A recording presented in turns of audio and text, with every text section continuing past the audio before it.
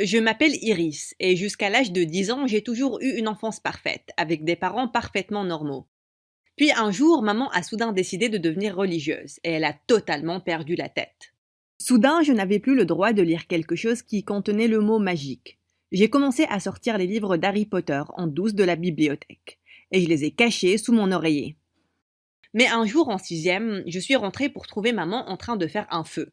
Et à mon horreur, j'ai vu mes livres par terre. Je t'ai dit que je ne voulais pas que tu lises des manuscrits diaboliques. Viens ici et jette-les au feu. Tu es folle, maman. Je ne vais pas les brûler. Je n'ai qu'à sauver ton âme alors. Et après ça, elle les a tous balancés dans le feu.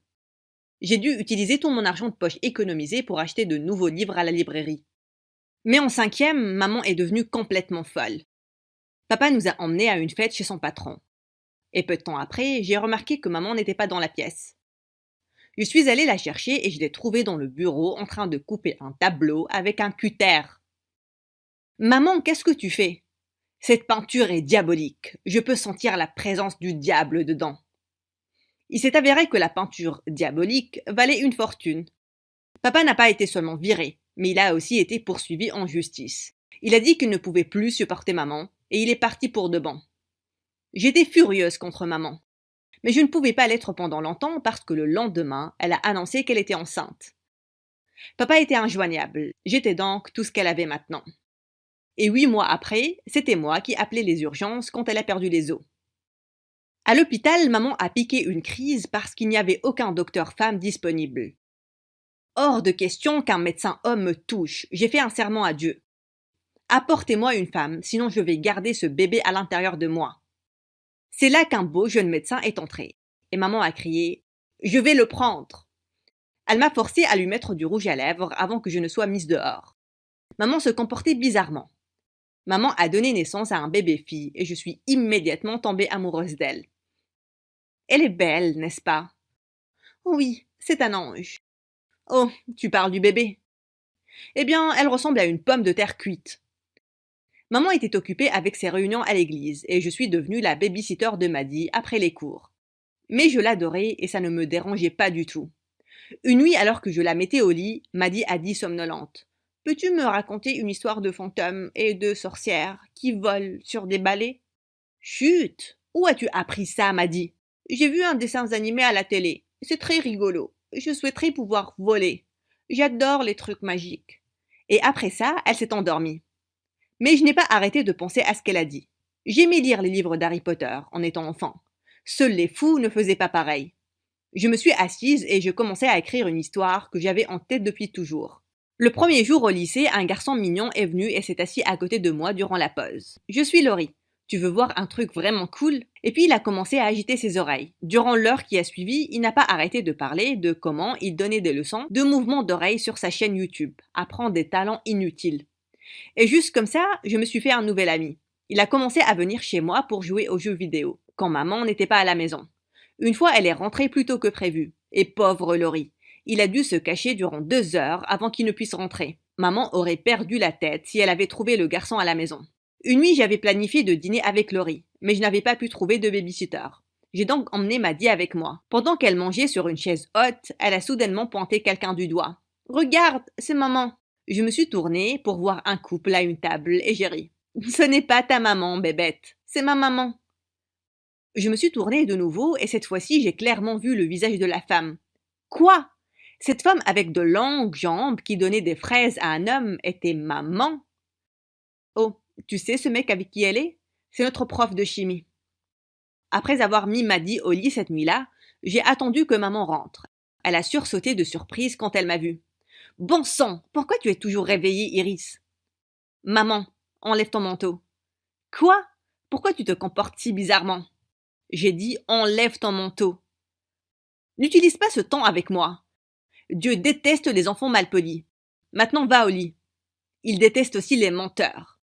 Et après ça, j'ai commencé à tirer son manteau. Elle m'a poussée et on a atterri par terre. Tu avais un rencard avec mon prof. Je t'ai vu. Donc, tu fais semblant d'aller à l'église, de négliger tes enfants, et au lieu de ça, tu vas à des rencarts. Tu es vraiment une hypocrite, maman. Comment peux-tu m'accuser comme ça? C'est là que Maddy est entrée et qu'elle nous a fixés. Maman, tu as l'air énervée. Comme la mauvaise sorcière du livre. Tu t'en rappelles, Iris? La quoi? J'ai été punie durant une semaine pour avoir lu des livres pareils. Mais si maman pensait que je gobais ses mensonges, elle avait vraiment tort.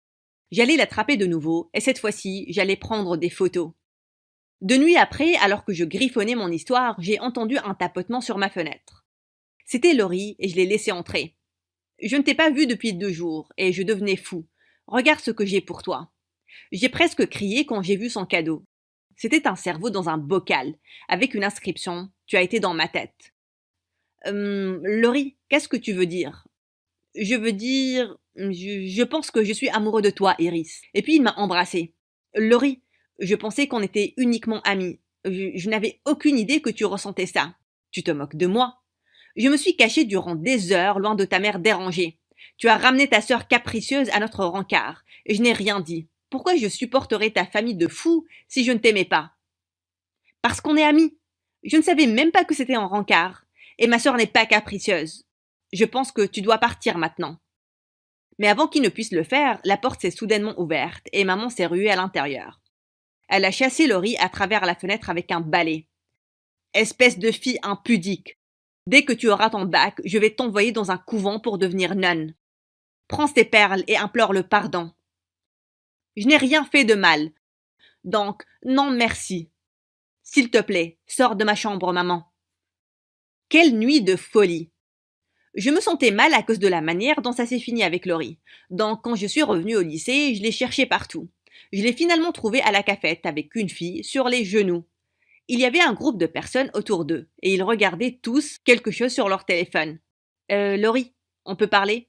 Non, tu ne peux pas lui parler, espèce de sorcière. Mais il vient juste de nous dire que la femme dans la vidéo était ta mère. J'ai regardé le téléphone, horrifiée. C'était une vidéo de maman et du prof de chimie, et une femme qui les attaquait en criant « Tu as volé mon mari, et tu es vraiment un infidèle ». Quelques élèves ont vu cette scène de fou au restaurant hier, et ils l'ont filmée.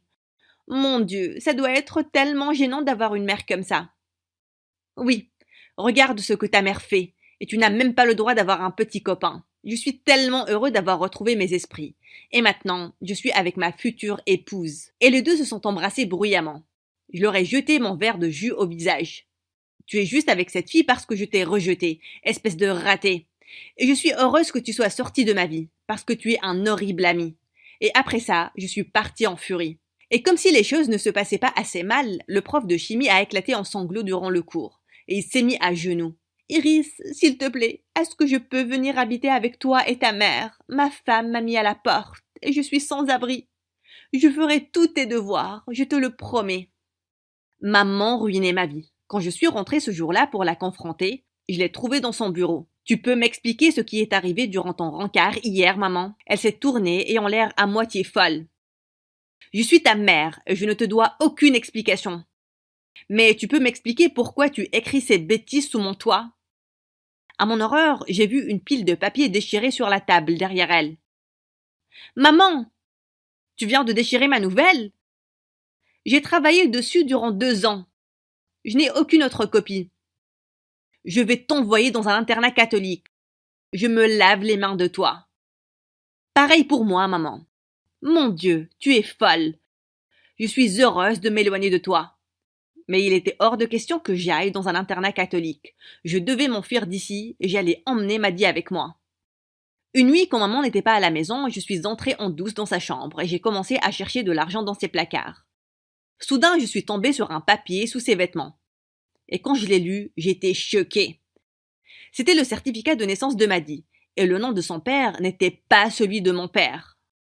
Oh mon Dieu, mon père n'était pas celui de Maddy? J'ai décalé mes plans de fuite et j'ai décidé de chercher le père de Maddy. Je l'ai cherché en ligne et il s'est avéré être un homme d'affaires milliardaire. J'ai pris rendez-vous avec sa secrétaire, faisant semblant d'être une journaliste qui voulait écrire un article sur lui. Le père de Maddy m'a accueilli dans son bureau. Mais son sourire a disparu quand je lui ai balancé la bombe. Je lui ai montré une photo de maman et le certificat de naissance de Maddy. Il avait l'air d'avoir une crise cardiaque. Cette femme, ta mère, elle travaillait pour moi en tant que secrétaire. Il y a longtemps, mais elle a simplement disparu. Je n'avais aucune idée qu'elle était mariée ou qu'elle avait un enfant. Il a demandé s'il pouvait rencontrer Maddy et je l'ai invité chez nous. Quand il est venu le lendemain soir, ses yeux se sont remplis de larmes quand il l'a vu. Maddy, ce gentil homme est ton père. Va lui dire bonjour, ma chérie. Elle s'est assise à côté de lui et il lui a donné quelques cadeaux qu'il a amenés avec lui. C'est là que maman est entrée. Et quand elle l'a vu, elle est devenue pâle. Qu'est-ce que tu fais ici? Je l'ai retrouvé, maman. Maddy mérite de connaître son père et il méritait de la connaître aussi. Mais tu n'en as rien à faire de personne, n'est-ce pas? Le père de Maddy s'est levé. Tu l'as éloigné de moi pendant tout ce temps, mais maintenant, je veux que ma fille vienne vivre avec moi. Je n'étais pas un homme très riche quand on s'est rencontrés, mais je suis un milliardaire maintenant. Je peux lui donner une incroyable vie. Un milliardaire?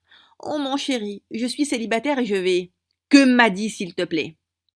Maman a accepté de laisser Maddy partir avec son père contre une allocation mensuelle. Ça me brisait le cœur à l'intérieur que Maddy parte, mais j'étais très heureuse pour elle. Je me suis accroupie à côté d'elle. Tu vas aller vivre avec ton père maintenant, mais je viendrai te voir chaque semaine. Non, tu viens avec moi. Le père de Maddy était plus qu'heureux de m'emmener moi aussi. J'étais sur les nuages. Alors qu'on partait, je me suis tournée vers maman. Tu n'as été une bonne mère pour aucune de nous deux, mais je veux que tu saches que je te pardonne. Oh, une question avant de partir. Est-ce que mon père est mon vrai père? Elle m'a regardé droit dans les yeux. Avec un ton froid, elle a chuchoté. Non. Je l'ai attaqué. Espèce de femme dérangée. Le père de Maddy m'a emmené. Et à lui, j'ai dit emmène-moi loin. Maintenant, Maddy et moi vivons notre meilleure vie. J'ai aussi commencé à réécrire ma nouvelle de zombie. Et je suis sûre que ça va être un best-seller un jour.